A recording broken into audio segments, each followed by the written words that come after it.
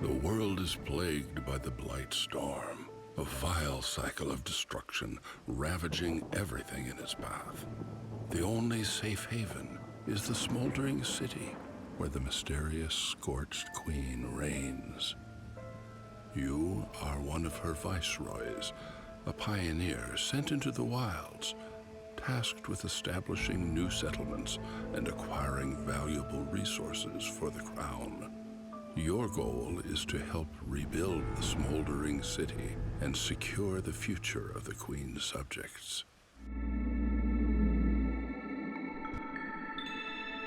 Hello and welcome to Against the Storm. For a very long time, about a year now, I have been playing under an existing save. That save has lived with us, has died with us a few times, and made it all the way into, from the Epic release all the way to the Steam release.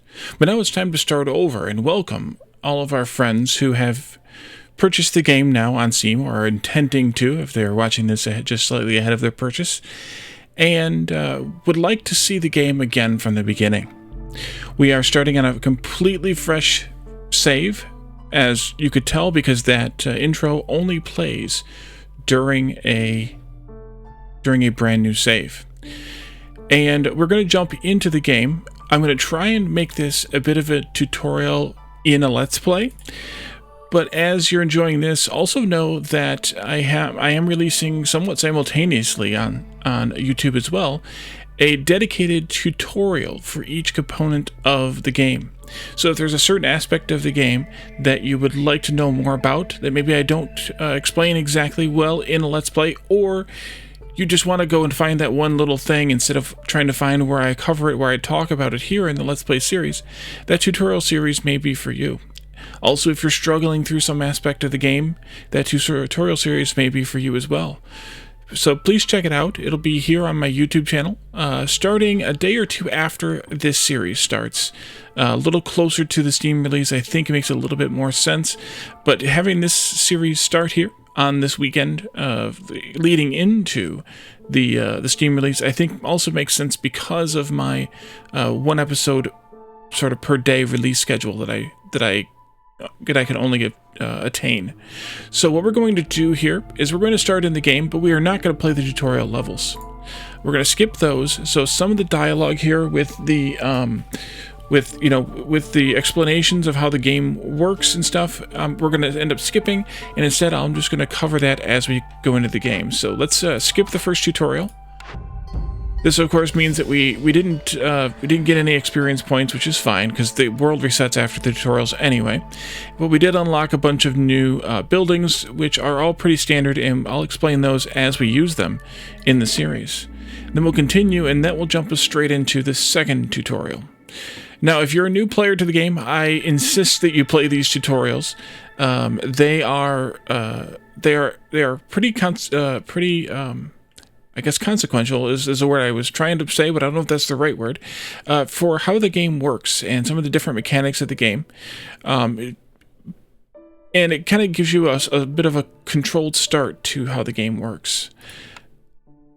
But we're going to skip the second tutorial as well here, just because, again, it's going to be a little bit slower than I want to move.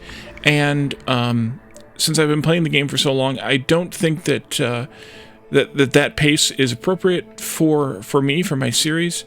And if you really want to watch those tutorials, they're available at the beginning of... Actually, I played them twice, about a year ago, and then a couple months before that, like August and October of 2021. And they're available there in almost the same form as they exist now. They have made changes to them over the course of the last year, but they're not radically different. So you can definitely see those if you look back at the beginning of at the demo series, and then at the beginning of the first series that I have out there. So we unlock some more content, and again, these things we will learn about as we go through the regular part of the game. And let's continue. The world is a vast and ever-changing place, and at its heart lies the smoldering city. Your goal as Viceroy is to help rebuild it and secure the future of the Queen's subjects. Use the resources you've gathered so far to construct the obsidian archive in the smoldering city. So, even though we didn't play those tutorial levels, we still did earn 10 food stockpiles as part of not playing the game, just because of this part of the tutorial. You get those no matter what you do. So we'll go into the smoldering city, which is this this structure here in the very center of the map, and we can see that the city is pretty barren. There's some trees and things like that, but as we work through this, and there's only the one citadel building right here. As we work through this, we're actually going to build 7 different structures and or areas as we unlock each one. So the thing that wants us to do is to start the Obsidian Archive, which is this first thing down here. This is the upgrades tree for the Citadel. Every one of these things grants you a primary improvement, which is the first one listed, and then some sort of secondary improvement. This one gives us permanent -2% to the speed at which the Queen's impatience grows. And we'll get into what impatience is as we get into playing the game, but just know that that's a good thing. And also, it unlocks the Obsidian Archive, which is a place where records about great viceroys are kept. It unlocks the deeds system, and we'll go take a look at that in a moment. So let's unlock this. Now, of course, we have to make it to level 2 before we can move up to the next set of upgrades, and then on and on and on. I think there's 16 levels. Yep, there are 16 levels. Unlocking some levels automatically gives you certain things, and then other things are given by unlocking each of these individual upgrades. So the deeds thing is here as a separate tab in this interface. It's also available here as a button on the main Citadel interface. You can see that now we have a little additional building here, and that is the Obsidian Archive that we just unlocked. We'll have, the other 6 buildings will be scattered around this map, around this picture here of the smoldering city as we unlock them, and I think they get bigger. I feel like they get bigger, but of course my brain doesn't remember that. So deeds are somewhat of an achievement system, more vast than the achievements that are in Steam or in Epic or in Great Old Games Galaxy for that matter.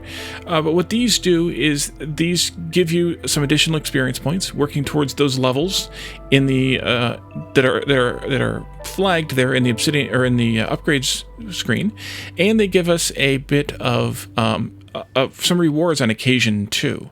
For example, you can see here the icons. Most of them are these experience icons, but we also have things like walls and pipes, which are decorations. These aren't actually directly useful, but they are indirectly useful, and we'll talk about how those work at some date.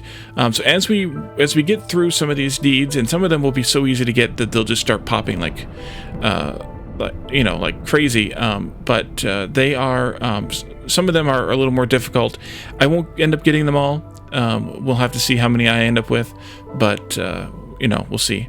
Over here, the stats show how many games we've started and lost because we gave up on the 2 tutorials. We're now at a 0% win rate on to the 2 games we have not played, but we have spent 4 minutes on this, so that's so far in games. So that's something, and most of that was talking through that little introductory tutorial bit there. And whenever you see this little green dot, this ties out to an achievement in Steam, Epic, and or Great Old Games Galaxy, GOG Galaxy. So if you see this little green dot, when you finish this deed, you will also get an achievement for it in your launcher of choice. We'll just kind of see these as we redeem them, as we earn them, and we'll take a look at them as we go through the series. But I just wanted to give you a little bit of an introduction. This will be a little bit similar to part of one of the tutorials, but I think it's good to still talk about it here separate from that tutorial series. So let's back out of the Citadel here. And now I think, yeah. This world is governed by the eternal Blightstorm cycle. It's almost upon us, so no caravans are allowed to embark. Click on the button in the lower right corner of the screen to finish the cycle. And that's what this is talking about here. This cycle, this bar across here, we're going to end up accumulating the progress along the bar as we play towns. And we'll see it a little bit better, a little more better displayed here than it's displayed now because we canceled out of those 2 two tutorials. It's a little bit different than what you might see if you played through the tutorials. But once it passes this little tick mark, once the progress passes the little tick mark, you cannot start a new town. So we're gonna click the button here to end the cycle.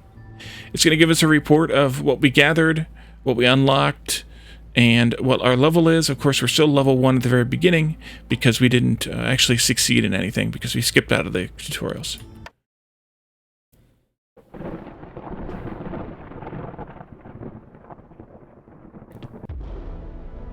And here's the Blight Storm affecting the area all around. And if we had played the tutorial levels, there would have been a couple of towns scattered around the map. But of course, we didn't get to see them here.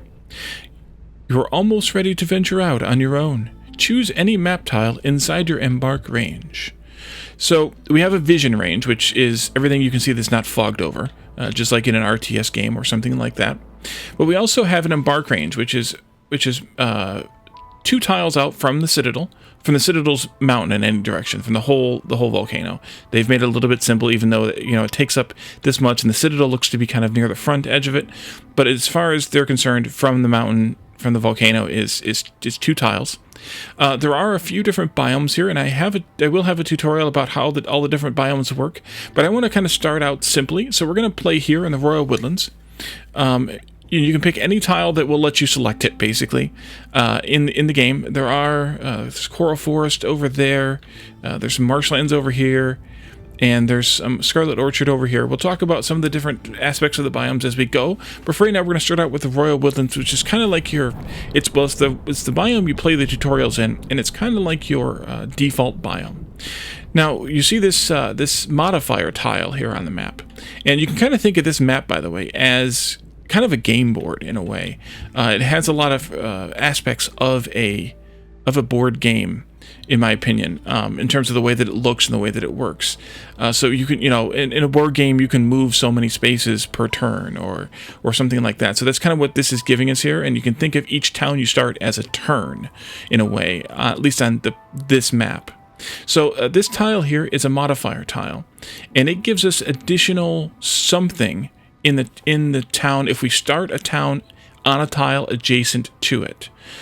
You can't start a town on the tile, but on a tile adjacent to it, you can see we have this sort of circle of influence here, where we're going to get resources for every tile, based on every tile that our town touches, in addition to the tile that we started on. So all of these tiles will give the food resource. No matter where we start, we will get food resources times 7, because there are 7 tiles, 6 around, and then the 1 tile we select. And that gives us, by default, as you can see over here in this pop-up window, that gives us 14 food resources, based on some current settings, which we'll get to in a moment. And I want to... so that's 2 resources per tile. But if we come over here, we're going to get some bonus resources, thanks to this fertile grounds modifier, which causes glades to have an increased chance of including fertile soil. Now, if you're new to the game, you may not yet know what that means, but fertile soil is used for farming of different kinds, and so that's a good thing to have. Now we have, so we're gonna get 16 food by starting here versus say starting here. We get 2 additional food. So we're gonna pick this tile here. To embark, you must first choose a caravan that will become the foundation of your town's population. Next, choose a difficulty. The higher the risk, the greater the reward. But beware, an inexperienced viceroy won't last long on higher difficulties. Lastly, use all of your embark points to take extra goods with you. You are finally ready to embark on your own. Remember, there is always a way out. Experiment and adapt. May the storm be gentle on you, Viceroy. So, as the narrator there gave us, there are 3 panels here on the embark screen. I mean, yes, we're still on the world map screen, but the embark focus point here, and this pops up whenever you select one of these. And I think we should start actually with the summary here. Summary of the Royal Woodlands, which is the biome we chose. The Queen's Forests were once part of the smoldering city, but the Blightstorm reclaimed this land. The Royal Woodlands are rich in roots, moss broccoli, grass-capped mushrooms, and flax, with a decent amount of dewberries and clay. The ground is fertile and soft, and that makes it perfect for farming. So as the difficulty is shown here, we select it down here. We'll do that in a moment. The length is 12 reputation points, and I'll talk about those once we get in, and 14 or 14 impatience points. An average amount of fertile soil here. Map size is medium, and we're going to earn 16 food stockpiles and 30 experience if we succeed. If you fail, I think you get half, but I can't remember exactly. Because to be honest, I don't fail that often, but I also don't challenge myself that often, so there's that. The modifiers shows, and we'll get back to the caravans, but I like to go through it this way, and you'll see this also in the requisite tutorial here on embarkation. We're going to get 2 positive seasonal conditions and 1 negative one if we choose settler difficulty. Actually, you know what? We should probably go down here and talk about these a little bit. There are 4 difficulty levels to start the game with. As you play the 4th one, you can unlock a set of difficulty levels called Prestige. And each one of those is, as you win a Viceroy, I should say. And as you win each one of those, the game gets more and more and more and more and more difficult. I've gone up a couple of Prestige levels, not very far. I don't play that hardcore in order to get there. But one thing I want to do is show you a little bit of what these difficulties do. First of all, if you are a new player, just getting the game, start on Settler. Do not think that you can take more than Settler. The game can still be a brutal battle, even for a new player, even on Settler. It's gotten a little bit easier, I think, on Settler than it was a year ago, but it can still be a challenge. So start on Settler. We're going to go to Pioneer for this episode, though, just because I have that experience. But I'm not going to go all the way up to Veteran, which is where I usually play at. Sometimes I'll play on Viceroy, because I don't have some of the things from the upgrades tree and from the deeds that I'm accustomed to, so I want to start out with a little bit of ease for myself here. So it tells you the number of embark points you have, which is 0. That's actually a bonus number. We have 3. How different things are going to affect you here. 1 negative effect, 2 positive effects. That's these here. And effects range are very beneficial to devastating. They're not kidding on devastating. And hostility multiplier, we'll get into what hostility means in a little bit. If we switch that to Pioneer, which is the second most difficult level, you can see here that it adds 2 more negative effects. So, and you also lose 1 embark point as part of it. So be careful of that too. And the hostility multiplier is higher. It was 1, now it's 1.5. So keep that in mind. But we're going to play at this level. So the severity here is called taxing, whereas before it was called mild. And it does get all the way up into devastating. And you can see that you lose a positive 1 at some point, and you gain negative effects at some point here too. These two actually have the same number of effects each, but you see the severity there is a little bit easier. So in addition to those, which we'll get, these are randomly generated and assigned at the start of the game. We'll get into what those are as we get them. We also have a fertile grounds modifier, which is a modifier that is effective for all towns started in the Royal Woodlands. Glades have an increased chance of including fertile soil, and the Royal Woodlands are very harsh and rich and very lush and rich in timber. Trees give more wood. So both of these are in effect for all games in the Royal Woodlands. Now down here we have our resources, and these are going to be a large amount of resources. I don't remember these from time to time, so I don't expect anyone else to either. But it lists the resources you can get from trees, primarily wood, of course, as well as resin, plant fiber, and eggs. And then the resources you can get from the ground, not counting farming, because that's a little bit random depending on which farm buildings you choose. But clay, plant fiber, eggs, roots, berries, meat, mushrooms, vegetables, sea marrow, and insects. All of these things can be collected from the ground in resource nodes, which I'll show you as soon as we get into the game, and you probably saw them a little bit as we looked at the tutorials a little bit there. You can name your settlement. I usually don't. I usually go with the default assigned names that are randomly generated, or randomly assigned, I guess, as part of this. But if you'd like to name your settlements, by all means, name your settlements. Back to the caravans now. We're given 2 choices of caravans here. The third one will unlock at a level, I think, or maybe it's an upgrade. I can't remember now. We have 9 people either way, 6 lizards, 3 beavers, or 9 lizards. At the beginning of the game, you only have 3 races to choose from: lizards, beavers, and humans. So that's what you're going to get. After a few levels, you can unlock harpies as a 4th race, and then it will be random 3 races out of the 4 that you'll have assigned to you. You can see here that this caravan has 6 lizards and 3 beavers. It's going to come with 30 eggs, 30 mushrooms, and 30 roots, all of which are food, 20 parts, 2 wildfire essence. This is used for building. This is used for building as well. 20 water skins, which are used as a vessel for packaging certain goods. A pile of 10 wood, 20 coal, and 2 additional random people. Or we can choose this caravan that starts with 9 lizards. It has 30 vegetables, 30 insects, and 30 berries, all of which are food. 20 parts, 2 wildfire essence, 10 copper, which is an advanced crafting material, and you can also manufacture it depending on some maps and or effects that you have on, which we'll get into.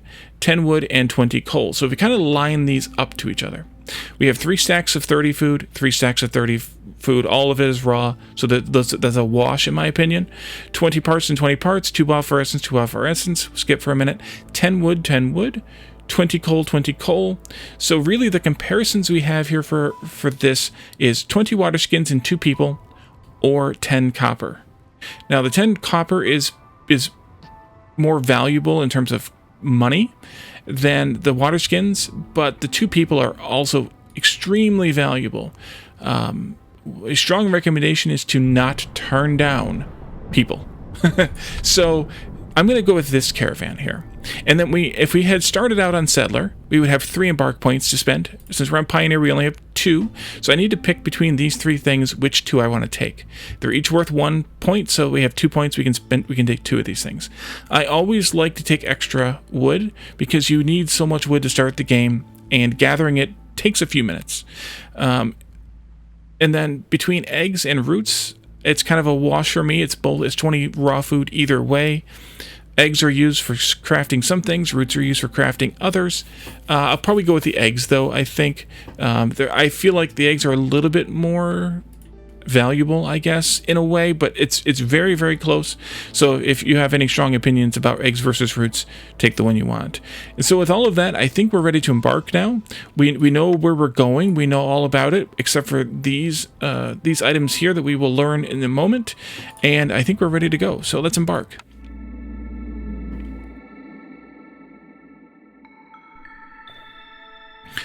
Okay, so this is our Forest Mysteries screen. This tells us all about those effects that we're going to get that are going to affect us. First off, I want to start down here because we already know about these first 2, Fertile Grounds and Gift of the Woodlands. We've read those in the embark screen. We don't need to read those again. And then we also have one here called Prestigious Expedition. Only the best viceroys can embark on a prestigious expedition. You need to earn 4 additional reputation points to win, and reputation rewards are distributed differently. That's interesting. Okay.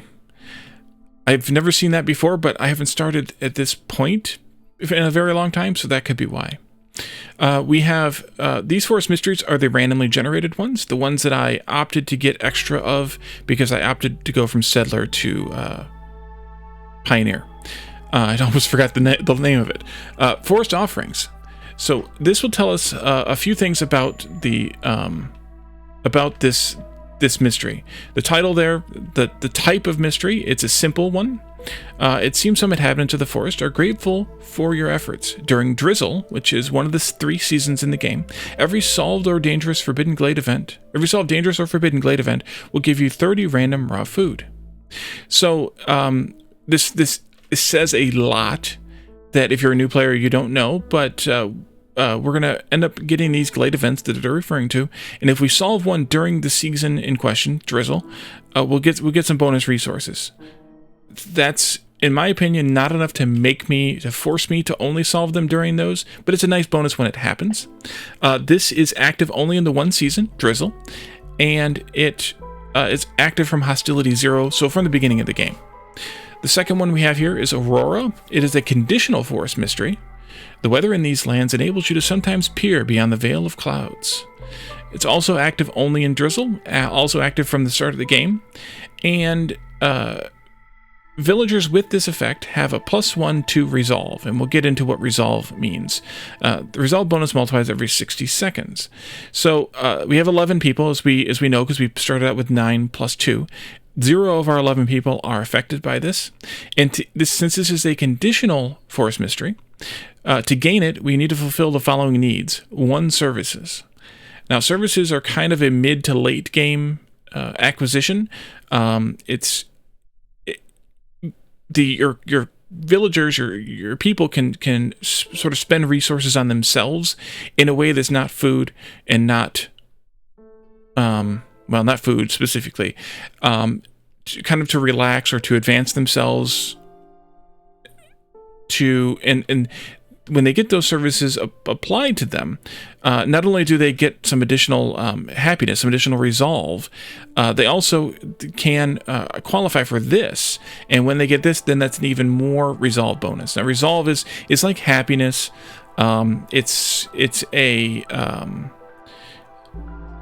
It's a mechanic that I'll get into as we get going. It's a lot to explain at once here in the beginning of the game. Looming Darkness is a simple forest mystery. This rampaging storm stifles the spirit of all living creatures. An additional stack of this effect is added for each hostility level. -4 to global resolve. Now, we're talking about resolve, and global resolve means it just affects everybody. This is active in the storm season, which is the 3rd season. The seasons are Drizzle, Clearance, and Storm, and it's active from the start of the game during that season. We'll get into resolve as we go. A greater threat, forest mystery, simple. Each discovered dangerous and forbidden glade gives -2 to global resolve during the storm. This penalty is added retroactively. So, as we open glades, which is one of the basic mechanics of the game, which I will show you in a moment. As we open glades, we will start suffering this resolve hit during the storm only. The other 2 seasons we will be fine, but this hit to resolve will affect us, and it will affect us as soon as we get to hostility 1, which at this difficulty level will probably be in a couple of cycles, a couple of years effectively. But it will affect us because it's at hostility 1. Vassal tax is another simple forest mystery. Due to this region's location, the crown requires that you pay 5 amber, which is their currency, each storm multiplied by the amount of years. If you don't, impatience will grow 20% faster. This is, of course, active only during the storm season, and it's active from hostility 3, which we may or may not actually hit at this difficulty level. But impatience is one of these 2 mechanics down here, which I'll talk about in a little bit. Finally, we have Cold Snap, which is a conditional forest mystery. A sudden drop of temperature can cause extreme hunger. This is active in the storm, of course, active from hostility 3, and it causes the effect gluttonous, which villagers with the effect have a +50% chance to consume double the amount of food during a break. Of course, there are none affected right now because we're not in the storm, B, we are not at hostility 3. And to prevent it, though, we need to provide complex food. So we have 2 different kinds of food. We have raw food and complex food. Raw food is the 3 things we took with us: the eggs, the roots, and the mushrooms. And complex food is the things you cook from that food. And it not only gives them some bonuses as far as their happiness, their resolve, but it also gives you this modifier here to where you can fight off this particular forest mystery. So after I've said all that, we can go ahead and jump into the game now and take a look at the game interface itself. There are some alerts here. They want us to pick a blueprint. We'll do that. That's here. There are some tutorial bits here. So we could read through those, but I think I'm going to just skip those and just talk about those aspects of the game as we encounter them and or need them. We have our 3 character panels up here. In addition to the 6 lizards, Here we have 7, so we brought 1 additional lizard with us with those 2 randoms. We have 3 beavers and we have 1 human. You can pull out this panel to see some more attributes of them. We're going to wait on that a little bit, but that's where you find their happiness with food and services, complex food and services, as well as housing, and clothing for these 3 also is in here.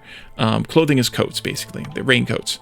Up here we have currently have 4 menus. I think this goes out to 6 or 7 eventually, categorizing all the resources we have with us. Presently, we have our raw food category, or our food category, which just has our raw food in it. We have our building materials category, which has those parts and wildfire essence in it. And we have crafting resources, which has those water skins in it. And we have fuel and exploration, which has our wood and coal for now, and we'll have some other stuff in there a little bit later on. Here in the center, this wheel shows a lot of things.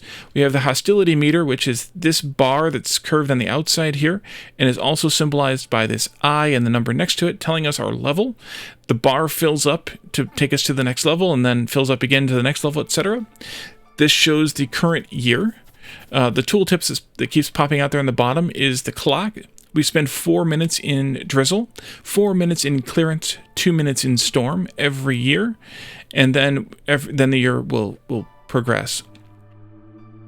The inner circle here, the black one or the very dark one, represents the time spent in the current season, so you can keep that in mind. And I can't remember what this one does. It may not do anything. I can't remember. Pause and play at different speeds, of course, there. Over here we have those forest mysteries we just went through.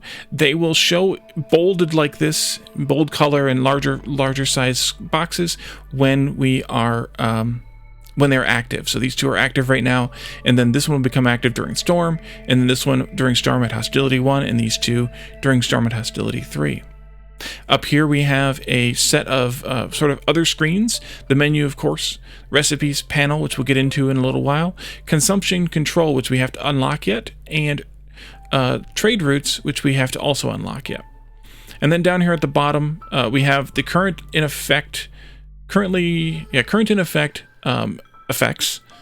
That sounded a little weird, but we will gain and lose not only these forest effects, but also some permanent year-round effects as we progress through the game via a mechanic called cornerstones, and maybe some other things too. Maybe some of the events in the glades too. Down here we have our reputation bar.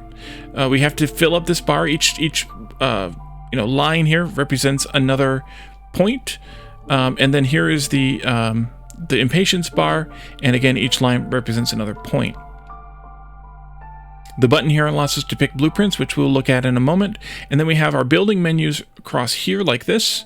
All of the buildings we can build are in here or will be in here, and then we have the ability to mark and unmark tree cutting, and finally we have a destroy button there in the end.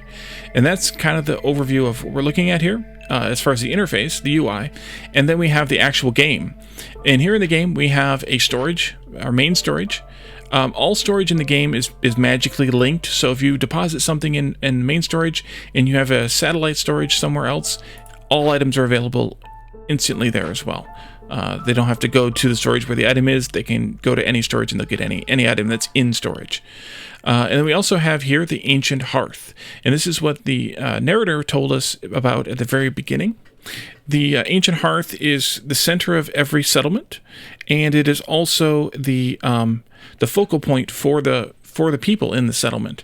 They will come here to rest every so often.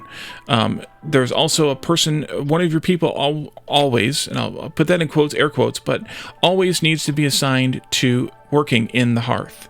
Otherwise the hearth will go out, and then things will happen. The ancient hearth is the heart of the colony, is protected by the holy flame. Villagers gather here to rest, eat, and receive clothing. If the fire goes out, people will lose hope. And this has a specialization bonus. Each race comes with 2 specialization bonuses that they're focused on. Humans are focused on, they're an adaptable species, but very susceptible to the rain. Humans are adept at farming, symbolized by the leaf, the plant-looking icon, and really enjoy brewing. symbolized by the ale tankard icon. Beavers are hardworking and honest, but also quite demanding. They are gifted woodworkers, symbolized by the log icon, and enjoy engineering, symbolized by the gear icon. And finally, lizards are a very resilient and distrustful species.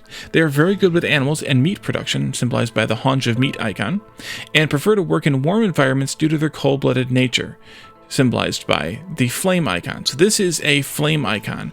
So the lizards like to work here, and they get this one lizard that's working here gets this comfortable effect that causes them to gain +5 to resolve. And remember, I told you about resolve. It is basically their happiness. Told you briefly about it. We'll get into it more. And the sacred pyre is the effect the lizard causes to, by working here, causes to the town. Lizard firekeepers are very adept at ancient rites. +1 to global resolve. Now we can click on this icon to select a different person to work here, a different race. The individuals are simulated, but that you can't pick which individual works here. You can only pick which race, and then one of the available ones will work here. So let's pick the human, just to show that the human has a different effect. Their effect is called Beacon. Human firekeepers create a special link with the Citadel. The Queen's impatience grows 25% slower. And that's this red bar here. Overarching, I suppose I should have said this a little bit ago, but overarching, when you get the blue bar to the end, you win. When the red bar gets to the end, you lose. So you're constantly battling with the red bar to keep it down enough, while trying to fill up the blue bar and trying to keep everybody happy and alive and here. The beavers offer a bonus called Pragmatic Frugality. Beaver firekeepers know a lot about burning techniques, 20% slower fuel consumption.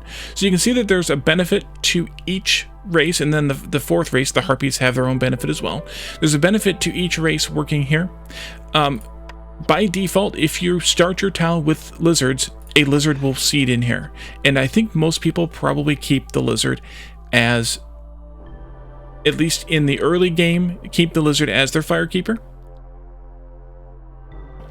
But you're welcome to try and experiment with the other effects. I will sometimes use a harpy, and I suspect that the humans would be useful at certain very specific times, and the beavers would be actually very useful at certain times as well.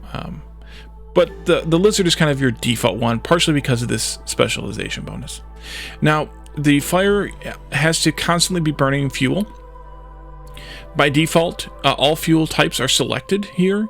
You can unselect them as you wish, but be careful unselecting them. If you don't have anything else, then the fire will go out, and then you have to come in here and fix it.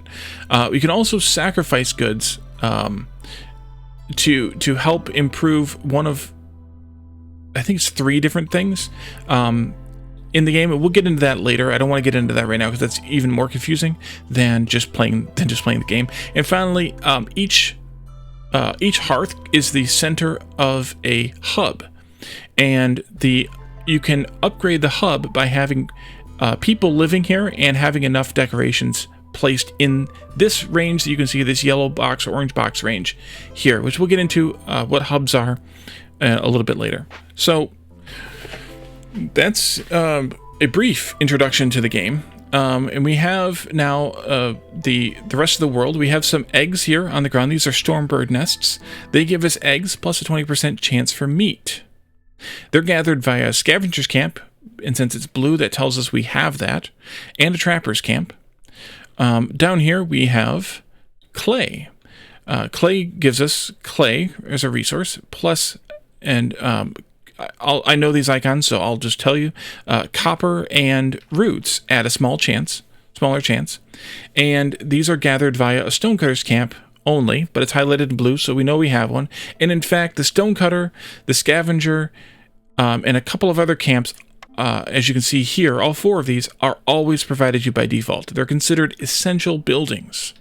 And we'll get into that and the rest of those in a little bit as we need them. Finally, we have a little bit of fertile soil over here. Farm fields can be built on this land. To grow crops, a farm or plantation is required nearby.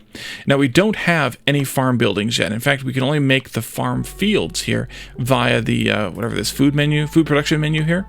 So putting down the farm fields isn't enough. Yes, you can put them down, but it isn't enough. You have to have a farm building in range of this of these in order to actually farm those plots. This first icon here is the paths. You start the game with just a dirt path. Eventually you'll unlock a stone path and then a reinforced path, which is brand new as of this recording that I haven't actually worked with yet. I showed you the camps. The woodcutter camp is one we haven't talked about, but I suspect it's explanatory. The stonecutters camp, the harvesters camp, and the scavengers camp. We didn't get anything for the harvester yet, and by hovering over these, though, you can see what resources they gather. Woodcutter, of course, only gathers trees. Stonecutter gathers stone, clay, and sea marrow. And you can also see the cost of them here. This one costs just 2 parts. This one costs 10 wood. We have 40, plus 3 parts. Harvester's Camp gathers plant fiber and reeds. Costs 10 wood plus 3 parts. And the Scavenger's Camp gathers eggs and roots and costs 10 wood and 3 parts. Now, the Stonecutter's Camp gathers clay. And while the clay here says that it yields copper and roots, you don't also need a scavenger camp to gather those roots from the clay. That comes automatically by the stonecutters camp. So the only thing you have to worry about as far as resources gathering, which building gathers it, is whatever that primary resource is in that leftmost box. By the way, these deposits also show you how many charges these nodes have each. This one has 20, this one has 20. The smaller ones all have the same amount, or should all have the same amount. But not the same between different types of resources, but within the same type of resource, they should all have the same amount. If they're the small ones, which are the single tile, and then the larger ones that are 4 tiles, I think have 4 times as much. And then the fields do not show you how much they yield because that depends on the type of farm and the type of crop that you plant there. So that's the gist of the starting glade. That's where we start the game out here. And then we're surrounded by trees, as you can see. Beyond the trees, there are these fogged over areas. These are additional glades that you can explore and open up. There are small glades like this that are varying in shape but are pretty much consistent in size. They're not very big. There's usually 1 or 2 resource node clusters in them, but there's not very many resources in them. And then we have dangerous glades that are much bigger, probably about 4 times the size of the average small glade, maybe more. And in those, there are many more resources, but there's also the threat of something you have to work through, a task you have to do. Sometimes it requires giving resources. Sometimes it requires just spending some time, having a couple of your people spend some time working on the thing. And if you don't do it, something bad will happen. And sometimes something bad will happen while you're doing it for the duration of the time you're working it. So keep that in mind as well. And then finally, the third type of glade is a forbidden glade. Now these aren't actually forbidden, but they are very dangerous. Do not open these before you've played a few games. I would advise, and do not open them before you're at least halfway, I would say, through the game, through the reputation bar here. They require a large amount of resources, materials to solve the event, and they're quite a challenge if you hit them too early, and sometimes even later. Otherwise, that's the only things that are on the map, as far as you know when you get here. The map is bordered by the ocean, or by the water anyway. You cannot cross the ocean or the water. You just go to the edge of the island, and then you're done. You can see these little bits of island and stuff over here. They're just there for decoration. This one too, even though there's a little camp on it, it's just decoration.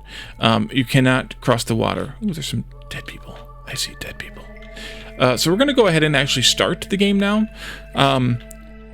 This episode did serve largely as an introduction to new players into the game, but as I mentioned at the beginning, the tutorial series will have each one of these components that I've talked about, and many more, per episode, or each episode in the tutorial series will have one or small amount, 2 to 3 of the related aspects of the game, and in much more detail than this time allows. Which is saying something. This game is very complex. It is very challenging, but it is very fun. And if you've been to my channel before, you'll see 100 and something episodes before the release of this episode. And I plan for many, many more. So the first thing we need to do is start gathering resources. We need to start out with wood, of course. So let's go ahead and put down a woodcutter's camp. Point of advice, put your camps near the storage to start with.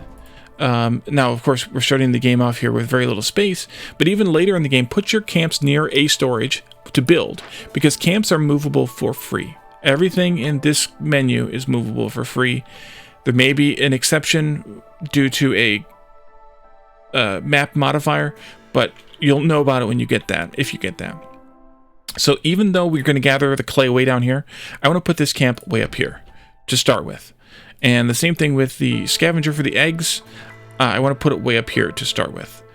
And then we'll move them once they're ready. So I'm going to unpause the game. We're going to keep it on just the regular play speed, 1x. And I want to put down some paths. And the reason I want to put down paths is they give you a 5% movement speed increase. And these are basically free. They do have to build them, but they're basically free otherwise. And I just like to set up a simple grid of paths to start my games. 2 vertical, I guess, roads going this way. Let me pause again for a moment because they're finishing buildings already while I'm talking. And then 2 horizontal roads going across this side of the hearth and this side of the hearth, between the storage and the hearth. And that's kind of how I like to lay out my basic road grid. If you are more of a free-form player, maybe you don't want a road grid, maybe you just want to just run roads wherever. If you've watched any of my other gameplays, including previous Against the Storm plays, you'll know that I like to lay things out in some form of a logical grid anyway, in many other games as well. Okay, so let's go ahead and give them something to do. First of all, we need to assign some people to this. We happen to have beavers. A woodcutter's camp, as it said, is a starting point for woodcutters going out into the wild to cut down trees. It has a specialization bonus of wood. So we want to assign the beavers to this. Because they get the bonus from the wood. Now, the bonus they're getting here is proficiency. It's not comfortable. And the specialization bonus can be either proficiency or comfortable. But proficiency gives the workers a 10% chance to produce twice as much. So when they're chopping down a random tree, and the random trees here have 2 charges, they give 1 log plus 100% of another log. So they give 2 logs per charge, plus a 15% chance for resin, a 10% chance for plant fiber, and a 5% chance for eggs. And that's not like a that's a really a truly sort of random generated chance. Every 20 trees you will not get an egg. You could get eggs on a bunch and then not get any eggs forever for the rest of the game. It's truly a random generated chance.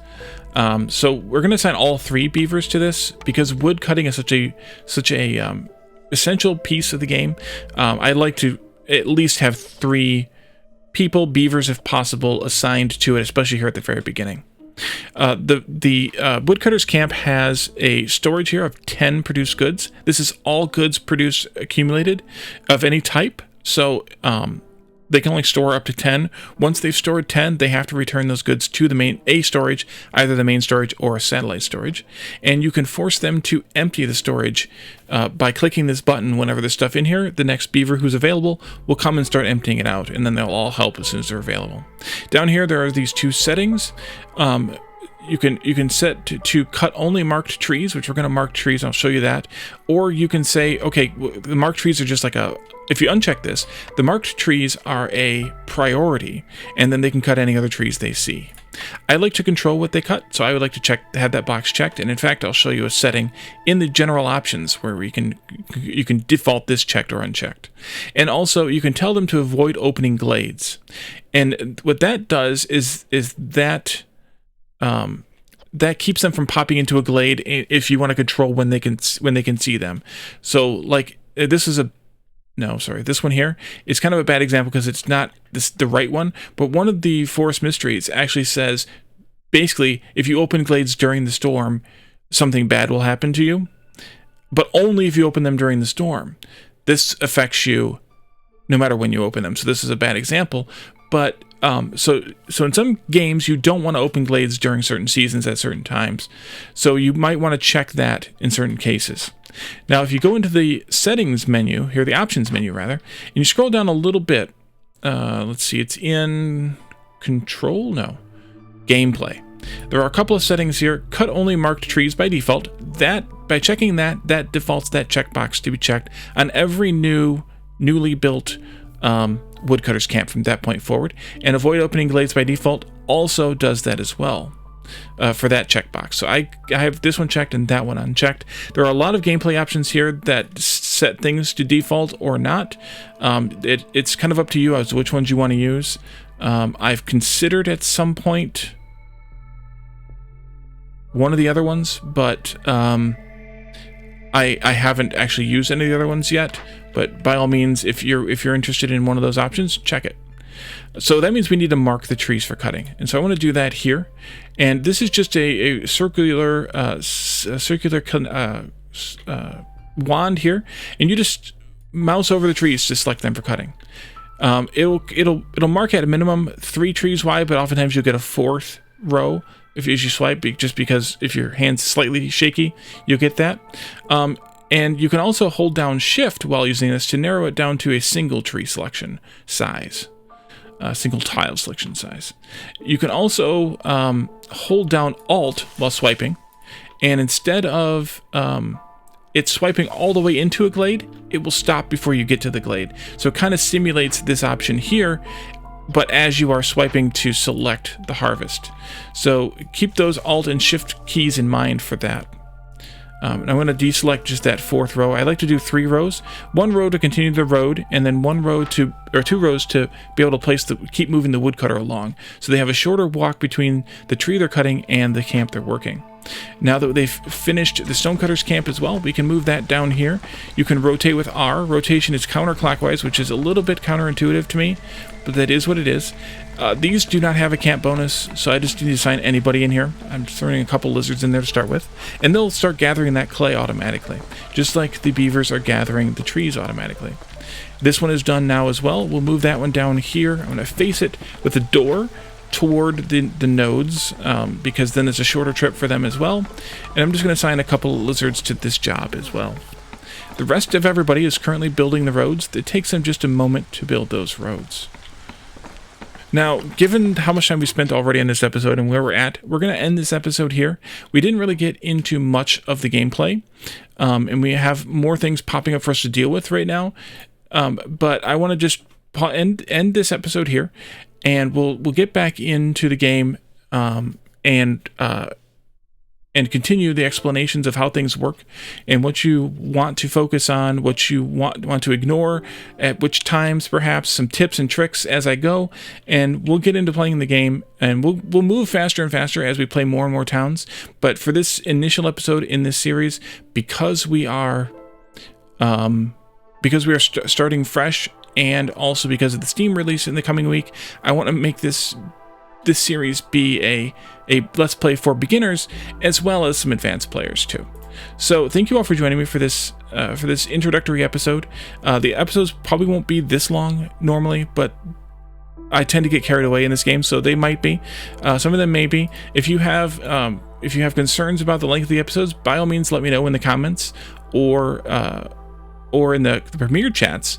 And come to the premiere chats, by the way, at noon Eastern U.S. time, and just after your time zones, or join me on Discord, which you can find as a link below in the description, and come and talk about the game with me, because this, as I've said, is one of my favorite games of all time, and it's only been available for a year. And I enjoy playing it so much that I want to share that with as many people as I can. So I hope that you enjoy this game as much as I do, and I hope you'll stick around for the series. We will play as long as we can, and as long as there's interest in watching it. So thank you all for joining me, and I will see you next time. Bye for now.